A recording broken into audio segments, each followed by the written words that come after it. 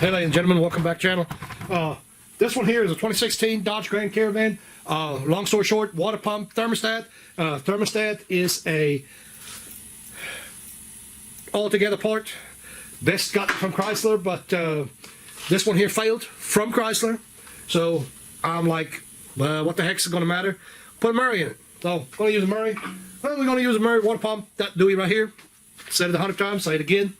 Pay attention where your bolt holes are. That is a dead giveaway. What you're going to have to do, I'm going to take you underneath. Of course, some of you obviously not going to have lift, and it's going to be a little bit more difficult than what I'm showing this to be. But anyway, right there you go, guys. Pay attention to your bolts. You'll have to remove your belt. You take it off. In this case here, I haven't looked at service information. I care less about service information right at the moment. But I know where my bolts are going to be up there. And if I'm yelling in the camera, that's because I'm standing, my mouth's right next to the microphone. So sorry about that.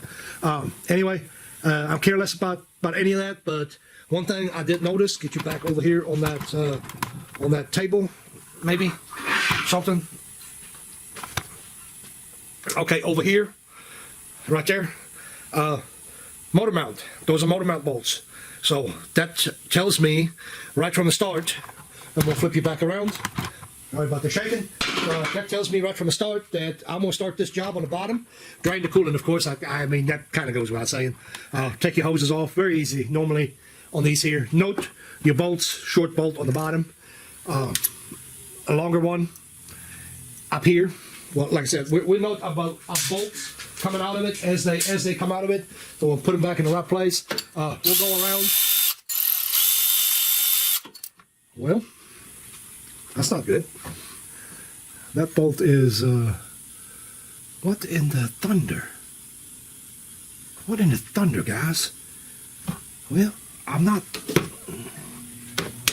don't exactly know why, but these bolts are awful loose. I don't like that. Well, hell, they're awful loose, not to say they're entirely loose. Oh, what happened there? I didn't do that. So, once again, long bolt. These are the same size. That's the same size as the other one on the side here. And one more coming up here. And yeah, well, give me a second. I'll finish the sentence here in a minute. Let me get these bolts out of here. I know a lot of you just as soon I don't talk as much, so get the light up there. Maybe, I don't know. Maybe I need to go up a notch.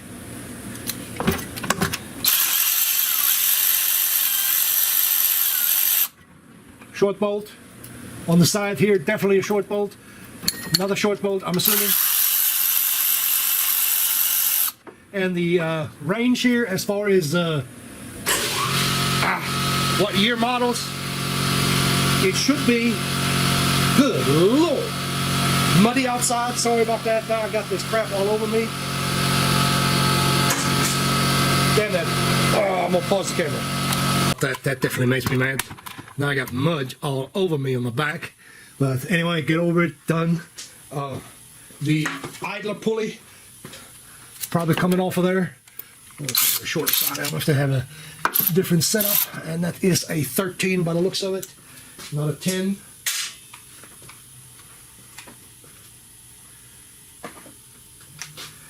Switch tools. Yeah. Son of a buckaroo. Camera is right in the way there, guys. Can you see up there? No, you cannot. You have to take my word for it. And get this loosened up. We can't go any further with the with the ratchet here. I don't want to get it bound on the frame. Can you see that? Yeah, you can see that. We'll get that out of the way. Whether or not we need it, I don't know. Don't care. Don't care. Okay, so your idler is one of the larger diameter holes, and by the looks of it, we've got two of the lower motor mount bolts going through there as well. So now that you know that, we've got one more 10 mil up here on the top. Again, I don't know that I can I won't be able to get that from here. Might have to. No, not with that hose attached. I don't think I can get it.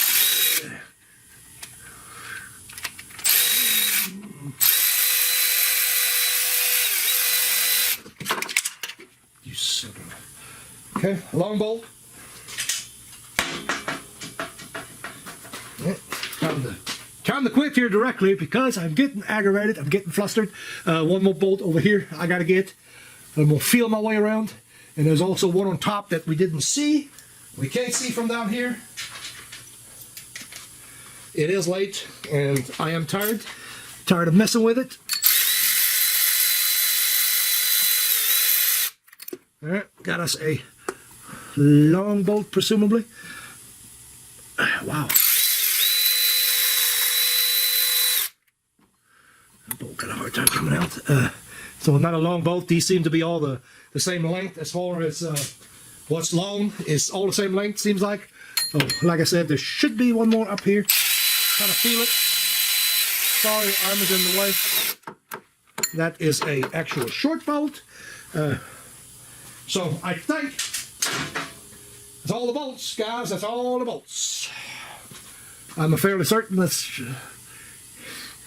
get our hand moved around it again. Okay, you got 1, 2, 3, 4, 5, 6, 7, 8, 9. So we got 9 bolts out.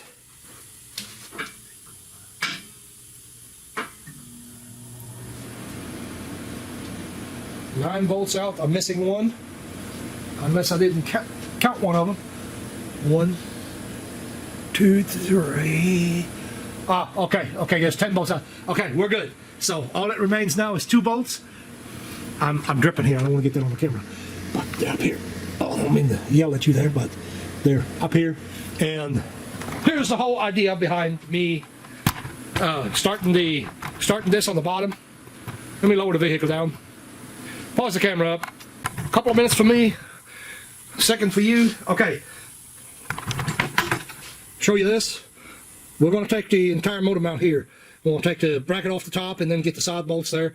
Take that off. So now, my point was the reason I said what I said earlier about the getting all the bolts out of the bottom. Make a long story short, I know in my mind we got to remove motor mount bolts, so when we got to remove motor mount bolts, that means that the engine has to be blocked up on the bottom. I got my jack underneath it right now, so we're perfectly safe to take this off, take the last 2 bolts out. That way our engine is not going to fall down and hurt anything. That's the reason I did it that way. I'm going to go ahead and pause the camera.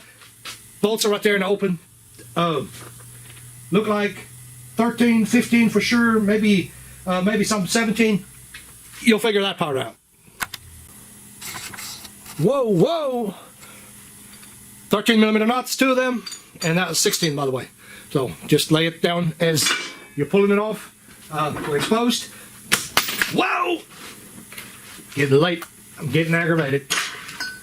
I've just about had enough. Once again, the 2 tops, 16.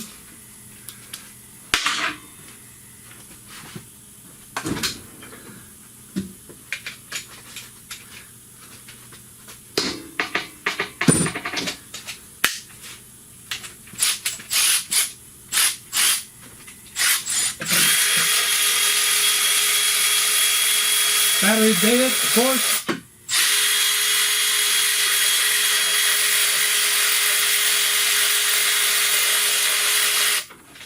Look like you're gonna have to have a wrench for the other bolts. My goal is to get the water pump out of there. Basically, get that part done.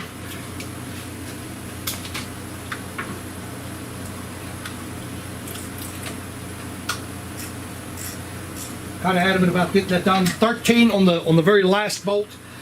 Again, shallow socket, wrench, something along that neighborhood.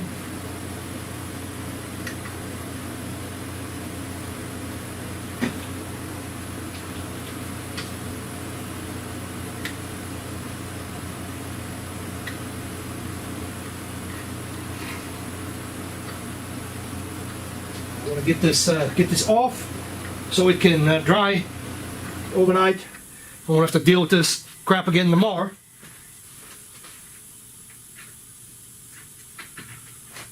$13. I hope we can get the ratchet on that. Oh yeah.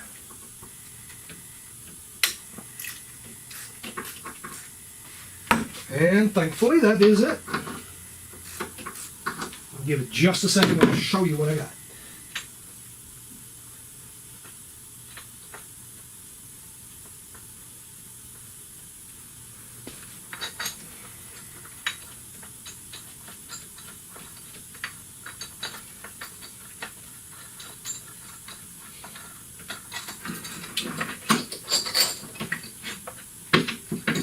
Realistic time, I'm gonna give you 3 hours.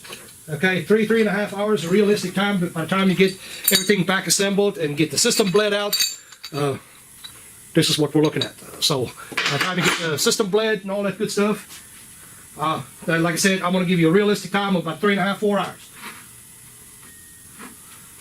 All right, the water pump is not loose yet. Yeah, it is. No, it isn't. I don't know. Let's see. She comes popping loose. No. I must have missed one. Well, don't look like it.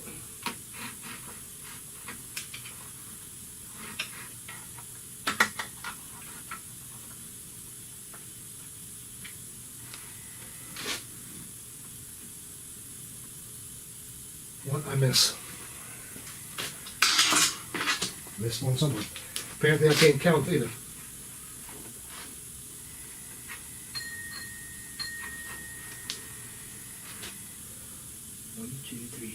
One, two, three, 4, 5, 6, 7, 8, 9, 10. 10.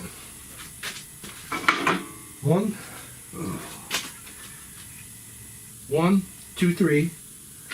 1, 2, 3 on top, 1 on the bottom, out, out, out, 1, 2, 3, 3 here, 4 is gone, 5 on the side has been removed, and that has been removed. Well, careful where if you pry on that, be careful. There is plastic water jacket. You definitely don't want to pry on that. It is going to be game over.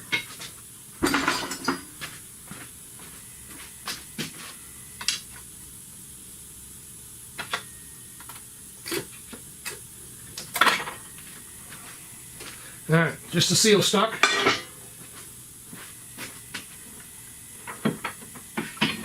Just a stuck seal. All right, ladies and gentlemen, that's the water pump right here. All right, so well, I'll show you the new one. This is your gasket for it. I guess I shouldn't have done this. This is the gasket for it. No, the water pump's out, and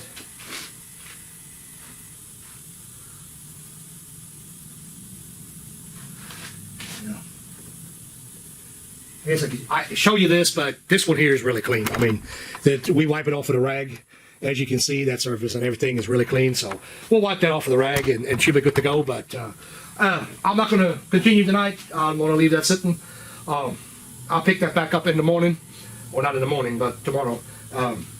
And finish that job off. We're going to reverse it. Just real quick. We're going to reverse it. We're going to put the water pump back on there. Put the motor mounts back on, and after we get the motor mount back on, we can lift the vehicle back up and do the rest of the bolts. Okay, ladies and gentlemen, the vehicle goes up, bolts are going back in, and trying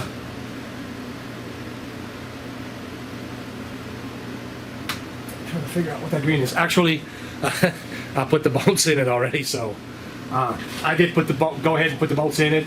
I didn't hook the hoses up yet. I actually ended up doing that real quick last night, so I didn't have to fiddle with that right now. We still got to put the thermostat housing on there, so still got to do that.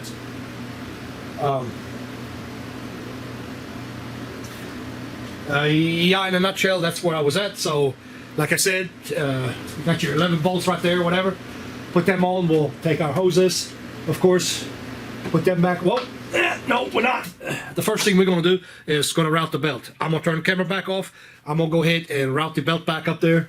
Turn the camera up so you can see the way it's routed. I don't know if I can get you in there. AC, alternator, water pump, it loops down to the crank pulley over to the power steering and up there on the idler. That's how the belt goes. That's kind of, actually, that's one of the, in my opinion, one of the easier ones to do. So anyway, we'll get these hoses hooked back up down here. We'll do the top one first.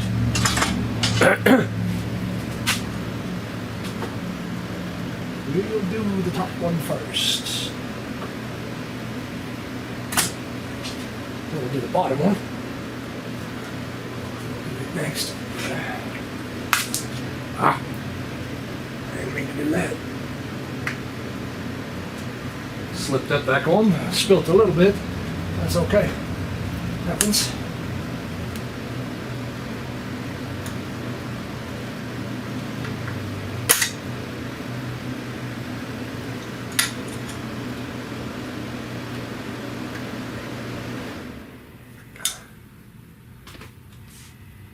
You put these clamps on, I guess, just pay attention to make sure you get them somewhat back straight on where they were. Some people wind themselves up all kinds of silly about getting them exactly right back where they were. There is no need in that. That's silly talk, really. You don't have to do that. But anyway, to each their own. Ready for the vehicle, come back down, pause the camera up. As a matter of fact, I haven't even taken the old thermostat off of it. It's going to get a new thermostat. The recommendation on this is, I think I said that though, the recommendation is to go with Chrysler. I'm feeling adventurous. It can't be no worse than what we got here now. Pause that camera up. Grab different pliers. Put the other pliers on there. That is lined up pretty good right there. I am going to go back in that same spot, center section here. Mark that right there. Same thing here. That does have a tab on it, by the way. This tab is what I actually marked just now. So we don't twist the hose. Whatever. Not like it's a big deal. Sorry.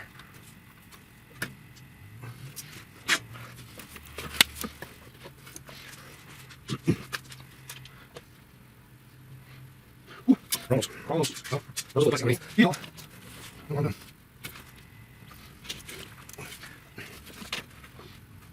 remember, plastic glass is plastic. The whole thing's plastic.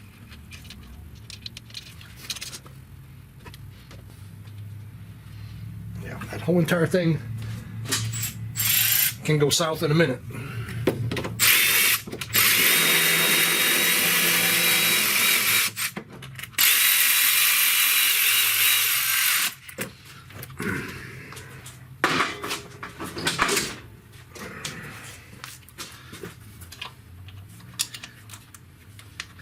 Somebody was telling me that they wouldn't do no business here at all because I don't use a torque wrench. And arguably, for the most part, that is not really an incorrect statement. I will elaborate on that one a little bit more.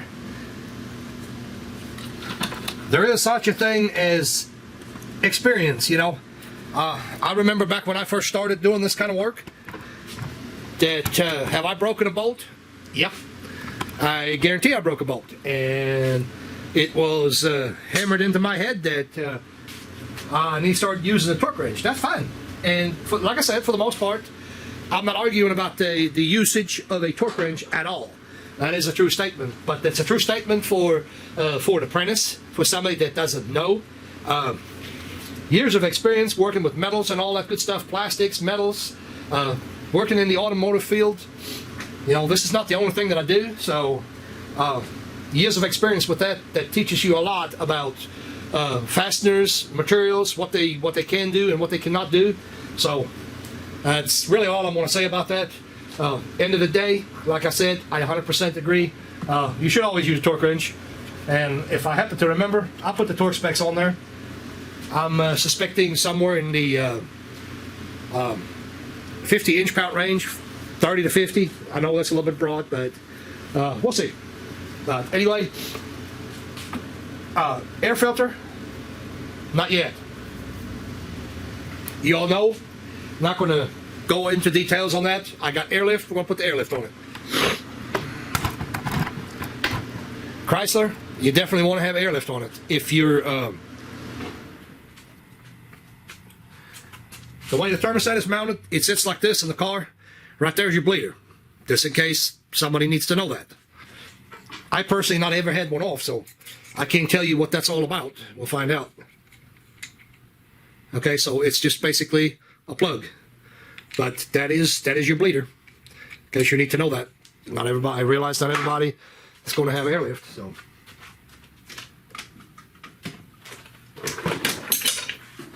yeah.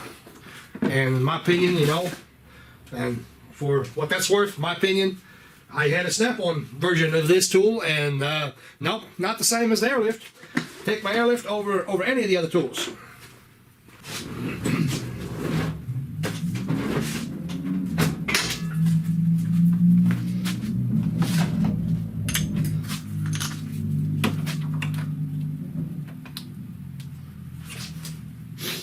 See if we might have to cap the overflow hose. May have to cap it. Don't know yet.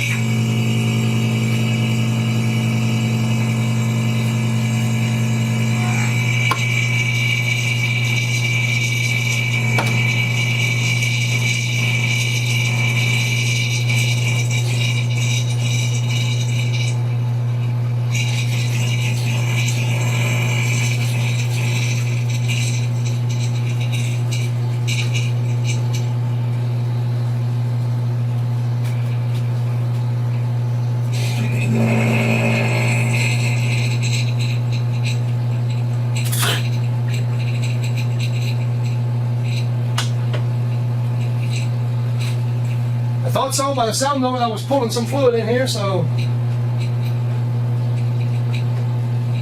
let me redo that. I definitely had more fluid on the top, held in the top than what I thought. So we are going to do a little bit of oh, that could have been from the overflow. Never mind. So yeah, we'll have to cap that. I'll go ahead and do that.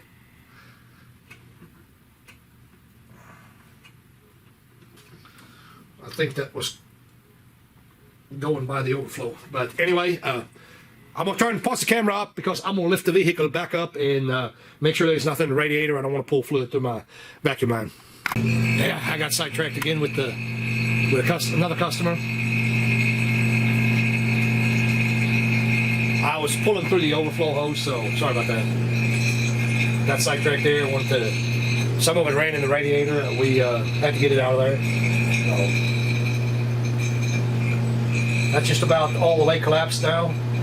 All the hoses are flat pretty much. Pulling about 27.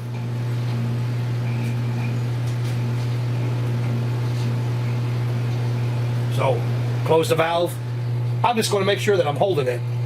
That's a giveaway. I have found, if you use that tool, don't know any better. I have found, now the gauge will crawl up a little bit sometimes. I don't know if it's seals on your water pumps and stuff like that. Doesn't mean you have a leak. As long as it holds the vacuum for any short amount of time, that's fine. Like I said, I have seen the gauge go back up. You know, essentially pulling the vacuum, it's gonna boil moisture. So I'm assuming, since there is a lot of moisture in there, obviously, since it's antifreeze, you know, it's going to crawl back up. I don't know the ins and outs on that. Don't care.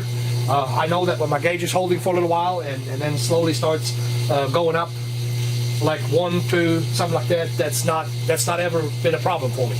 Alright, so I'm going to pause the camera back up. Since this is holding vacuum, get everything ready. No, I'm not going to show the filling part. Done hundreds of videos. Well, maybe hundreds, but I've done plenty of videos with the filling the coolant. Not going to show that. I ended up doing it already off camera.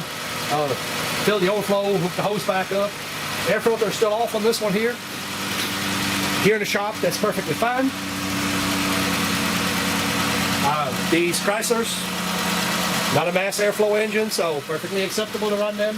It will not trigger check engine light, I don't think.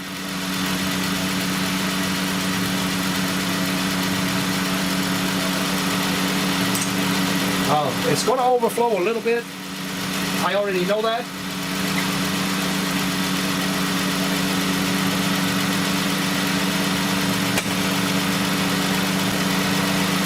If you haven't got one, get you one. Nicest thing since sliced bread.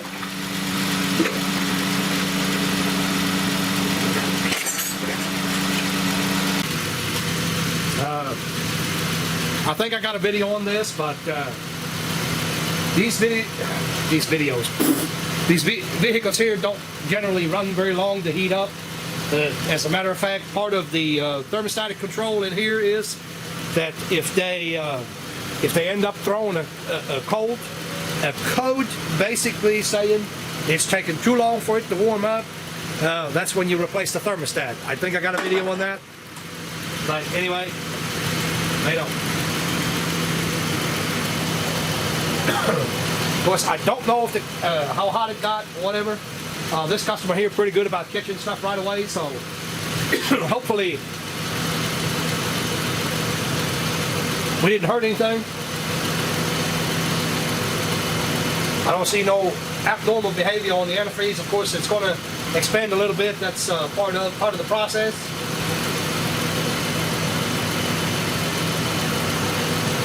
Oh, it did pull up. I mean, I stepped out for just a second, washed my hands, and it's already pulling up the halfway, and that's where this vehicle here has always been.